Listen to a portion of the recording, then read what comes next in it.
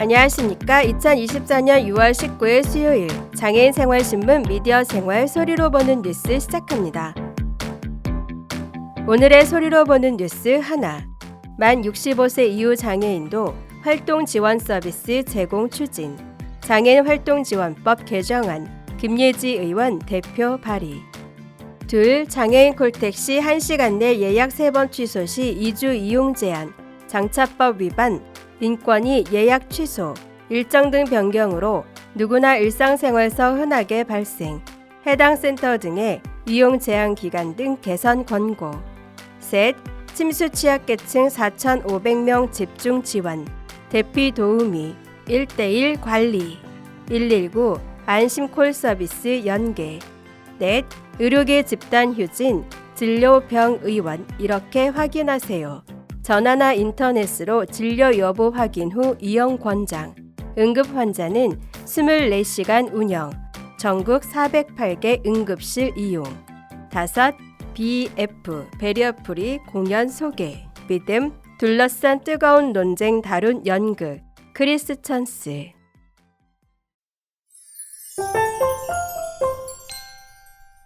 첫 번째 소식입니다. 김예지 국회의원, 국민의힘 비례대표. 김예지 국회의원은 6월 10일 만 65세 이후 장애인이 된 사람도 장애인 활동 지원 서비스를 받을 수 있도록 하는 등 고령 장애인의 자립생활을 위한 장애인 활동 지원에 관한 법률 일부 개정 법률안을 대표 발의했다고 밝혔습니다. 2023년도 등록 장애인 현황 통계 보건복지부 2024에 따르면 등록 장애인 중 만 65세 이상의 장애인의 비율이 꾸준히 증가해 2023년 기준 전체 등록 장애인의 절반 이상 53.9%, 142만 5,095명인 것으로 나타났습니다. 이처럼 만 65세 이상 장애인 수는 늘어나고 있지만 장애인 활동 지원 제도의 사각지대로 인해 활동 지원 서비스를 받지 못하는 고령 장애인이 많아지고 있어 제도 개선을 요구하는 장애계의 목소리가 점차 커지고 있습니다. 현행 장애인 활동 지원에 관한 법률은 활동 지원 급여 수급자가 만 65세에 이르면 노인 장기 요양보험법에 따른 장기 요양급여 대상자로 전환하도록 하되 급여 전환으로 인한 급여량이 일정 시간 이상 감소하는 자 등에 대해서는 활동 지원 급여를 계속 신청할 수 있도록 규정하고 있습니다. 그러나 현행 규정은 만 65세 이전의 장애인이 돼 활동 지원 급여를 수급하던 장애인에게만 적용되고 있습니다. 이로 인해 만 65세 이전에 활동 지원 급여를 수급하지 않았던 장애인과 만 65세 이후의 장애인이 된 경우에는 활동 지원 급여를 신청할 수 없고 장기 요양 급여만을 신청할 수 있어 같은 연령이어도 장애 출현 시기에 따라 이용 가능한 제도와 급여량이 달라지는 문제가 제기되고 있습니다. 따라서 김예지 의원이 대표 발의한 장애인 활동 지원에 관한 법률 일부 개정 법률안은 만 65세 이전에 활동 지원 급여를 수급하지 않았거나 만 65세 이후에 장애인이 돼 혼자서 사회생활을 하기 어려운 사람도 활동 지원 급여를 신청할 수 있도록 규정했습니다. 김 의원은 장애인 활동 지원 서비스는 연령과 관계없이 모든 장애인의 자립생활에 필요한 생존과도 같다며 이번 개정안은 장애계 제22대 국회 장애인 공약 요구사항을 반영한 것으로 고령 장애인이 차별 없이 장애인 활동 지원 서비스를 받을 수 있도록 제22대 국회에서 개정안 통과를 위해 최선을 다할 것이라고 밝혔습니다. 다음 소식입니다. 1시간 내 예약 취소한 사례가 3회 이상 접수되면 2주간 장애인 콜택시 특별교통수단 이용을 제한하도록 한 조치가 장애인 차별금지법 위반이라는 인권위 판단이 나왔습니다. 국가인권위원회 이하인권위는 6월 10일 B지자체 교통약자 이동지원센터 이하 센터의 특별교통수단 휠체어 탑승설비 장착 차량 이용 제한과 관련해 공사 사장과 시도지사, 시장 등에게 장애인이 특별교통수단 이용에 있어 과도하게 제한받지 않도록 이용자 준수사항과 이용 제한 기간 등을 개선하라고 권고했습니다. 진정인 A씨는 특별교통수단 이용자가 준수사항을 3회 이상 위반하면 마지막으로 위반한 날의 다음 날부터 2주간 특별교통수단 이용을 제한하는 것은 차별이라며 인권위에 진정을 제기했습니다. 인권위 조사 결과 지난 2021년부터 2022년까지 B센터의 특별교통수단 이용자 준수사항 위반 건수 총 363건 중 1시간 내 예약 취소가 198건으로 가장 많은 것으로 나타났습니다. 이에 대해 인권위는 이러한 예약 취소는 일정 등의 변경으로 누구나 일상생활에서 흔하게 발생할 수 있다는 점과 1년이라는 기간 동안 위반 횟수가 누적된다는 점을 고려할 때 상당수의 이용자가 준수사항 위반으로 2주간 이용이 제한될 가능성이 커 보인다며 장애인차별금지법, 장차법 위반에 해당한다고 판단했습니다. 장차법 제15조 제2항은 재화, 용역 등의 제공자는 장애인이 해당 재화, 용역 등을 이용함으로써 이익을 얻을 기회를 박탈하여서는 아니 된다고 규정하고 있습니다. 인권위는 특별교통수단 외에 다른 교통수단을 이용할 수 없는 휠체어 이용 장애인 등은 특별교통수단 이용이 제한되는 2주간 사실상 이동이 불가능해 일상생활에 많은 어려움을 겪을 수밖에 없어 상습적으로 특별교통수단 운행에 상당한 지장을 초래하는 행위가 한해 지나치지 않은 범위 내에서 이용을 제한할 필요가 있다고 판단했습니다. 이에 인권위는 B센터에게 특별교통수단 이용자 준수사항과 이용 제한 기간 등을 개선할 것을 시도지사 등 관리 감독기관에는 유사 사례가 재발하지 않도록 조치할 것을 권고했습니다.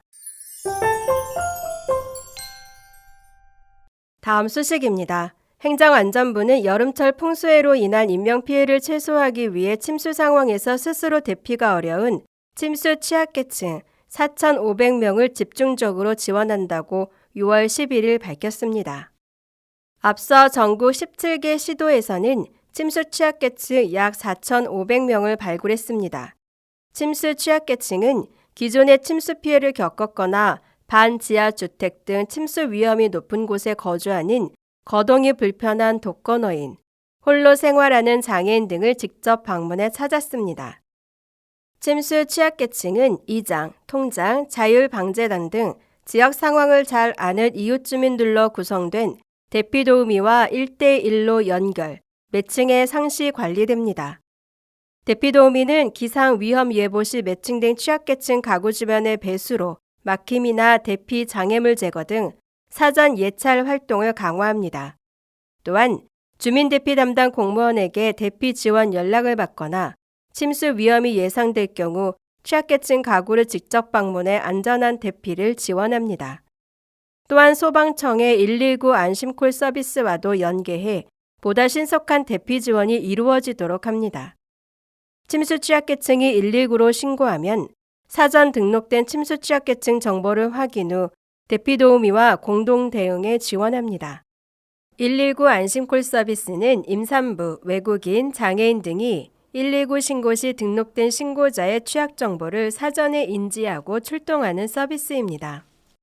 행정안전부는 우기가 본격적으로 시작되기 전에 주민대피 담당 공무원과 대피도우미를 대상으로 맞춤형 교육을 실시할 계획입니다. 또한 지자체별로 자체 훈련을 통해 실제 현장에서 취약계층의 신속한 대피에 필요한 사항을 계속 점검 보완해 나갈 예정입니다. 다음 소식입니다. 보건복지부는 의료계가 집단 휴진을 예고한 6월 18일과 그 이후에도 의료 공백을 최소화하기 위해 같은 기간에 문 여는 병의원의 정보와 비대면 진료가 가능한 의료기관의 정보를 제공하고 있다고 밝혔습니다. 전화를 이용하는 경우 129 보건복지콜센터, 119 구급상황관리센터, 국민건강보험공단 1577-1100번 및 건강보험심사평가원 1644-2000번 콜센터를 통해 확인이 가능합니다. 인터넷 또는 외부로도 확인이 가능합니다. 응급의료포털 홈페이지 접속 시도, 시군구, 동선택 의료기관, 진료과목, 진료일 선택 후 검색하거나 응급의료 정보 제공, 영어 대문자 2, 줄표, GEN 웹 설치 및 접속, 병원, 의원 터치, 장소 주소 검색하면 확인할 수 있습니다. 또한 복지부는 지난 2월 23일부터 병원, 의원을 포함한 모든 종별 의료기관의 비대면 진료를 허용하고 있으며 지난 4월 3일부터는 보건소와 보건지소에서도 비대면 진료를 받을 수 있게 허용됐습니다. 비대면 진료는 초진, 재진 상관없이 모두 받을 수 있으며 다만 의약품 수령은 원칙적으로 본인 또는 환자 직계 존속 등 대리 수령만 가능합니다. 비대면 진료를 받을 수 있는 의료기관을 확인하려면 건강보험심사평가원 누리집에 접속해 중앙의 비대면 진료 시범사업 진료기관을 클릭하거나 의료정보 탭을 클릭하고 특수운영기관 정보를 선택한 뒤 비대면 진료 시범사업을 선택하고 검색하면 됩니다. 전국 408개 응급의료기관은 응급의료법에 의거해 24시간 응급실을 운영하므로 응급환자는 의료계 집단휴진기관에도 기존과 마찬가지로 응급실을 이용할 수 있습니다. 단 대형병원 응급실이 중증 응급진료에 집중할 수 있도록 증상이 가벼운 경우에는 동네 병의원이나 가까운 응급실 방문이 권장됩니다. 다음 소식입니다. 두산아트센터는 연극 크리스천스를 6월 25일부터 7월 13일까지 두산아트센터 스페이스 111 무대에 올립니다. 연극 크리스천스는 미국 극작가 루카스 네이스 원작으로 오비 어워드, 극작가상 외 다수 희곡상을 수상하며 미국 오프 브로드웨이에 큰 반향을 일으킨 작품입니다. 종교적 믿음을 둘러싼 갈등을 소재로 한 크리스천스는 볼 수도 증명할 수도 없지만 우리 삶 근간을 이루는 다양한 믿음에 관한 뜨거운 논쟁을 다루고 있습니다. 모든 개인은 자신의 믿음을 기반으로 말하고 행동할 수 있는 권리가 있습니다. 그러나 때로는 각자의 권리를 행사하고 서로의 권리를 존중하는 것이 공동체 존속을 위협할 정도의 갈등과 혼란을 야기하기도 합니다. 크리스천스는 현대사회 믿음과 공동체, 그 사이 균열을 일으키는 권리 간 충돌과 딜레마에 대해 질문을 던집니다. 어느 날 미국 한 대형 교회 담임 목사 폴은 공동체의 믿음을 근본부터 뒤흔들 만한 설교를 합니다. 이후 담임 목사의 급진적인 설교는 교회 구성원들을 혼란과 갈등 속에 빠뜨리게 됩니다.